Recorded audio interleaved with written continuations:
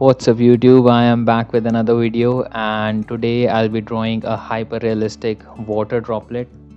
So it's not something very difficult, it's very simple and easy, but still it will look realistic and 3D.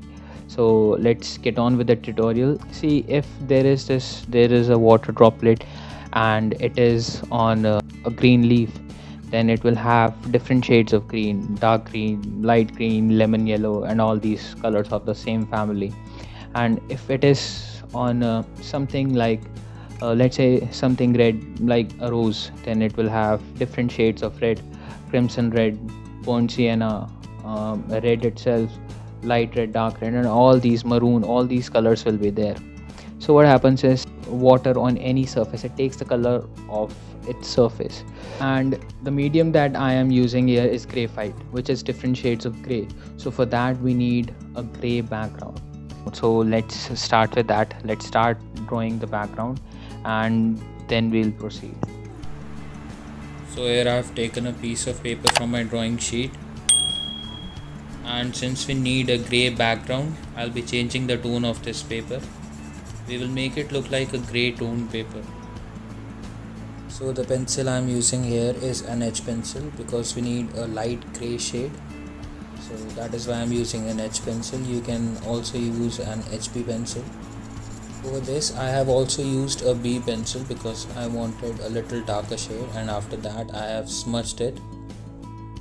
So for the smudging part, I am using a brush here, a paint brush. You can use a round watercolor brush or a flat oil color brush, or some people also use makeup brushes. So you can use whichever brush you have. If you do not have a brush, you can use a tissue paper, or you can use some people also use earbuds, so you can use that. You can even use your finger.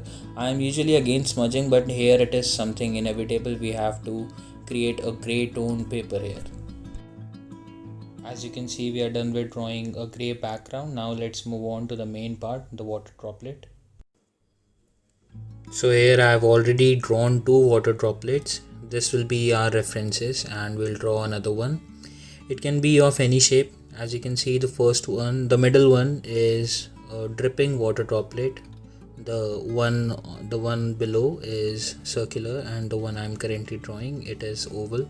So it can be of any shape. The only thing that has to be same for all of them is the light dynamics. By light dynamics, I mean the shadow of each water droplet, it should be falling on the same side. The shining light that you can see here, it should be same for all of them. The light source should be same for all of them. That is the only thing that you have to consider. But when it comes to shape, it can be of any shape. You can even draw a heart shaped water droplet. It looks really cool. So the next thing after drawing its shape is drawing this little sparkle of reflected light, and it is same, and it should be same for all the water droplets. As you can see in these two, the first two water droplets, this little sparkle of reflected light is on the left hand side, so we'll be drawing it on the left hand side in this one as well. After that, we'll shade the left hand side of this water droplet. It should be a gradient, so the leftmost part should be darker, and as we go along and we move to the right hand side, it should be lighter. So now we'll move on to drawing the shadow on the right hand side to make it look realistic. And since the shadow is on the right hand side for these two water droplets, it should be same for this one as well. And of course the light sparkle is on the left hand side, so of course the shadow will fall on the opposite side. And for that I'm using a B pencil, and after that I've also used a 6B pencil. And as I earlier said, there is a gradient inside the water droplet as well. So before moving on to the shadow, let me increase the contrast. So I'm using a 6B pencil on the leftmost part of the water droplet, inside the water droplet, because we need a gradient. And as we move to the right hand side of the water droplet, it should have a lighter value, and on the leftmost part it should have the darker value. So for creating a realistic shadow to make our water droplet look very realistic, what we'll do is, first I'll produce a very light to medium shade with a B pencil, and after that I'll switch on to a 6p pencil, and just adjacent to the water droplet I'll produce a darker shade. So as we move away from the water droplet while making the shadow, the value should decrease.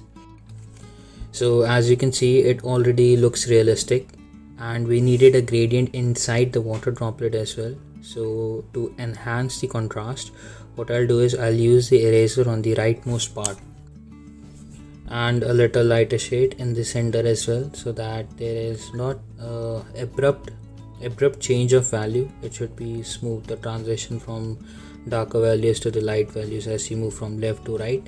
It should be smooth. Now to enhance the contrast, I'm using a white ink pen here. If you do not have a white ink pen, you can use a whitener, or you can simply use poster colors or watercolor as well, only in this little sparkle of reflected light on the left hand side.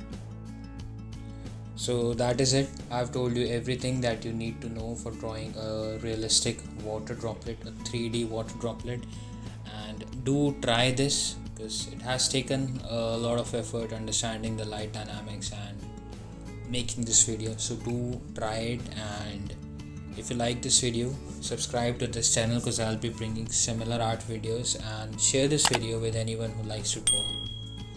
And take care. I'll see you in the next video.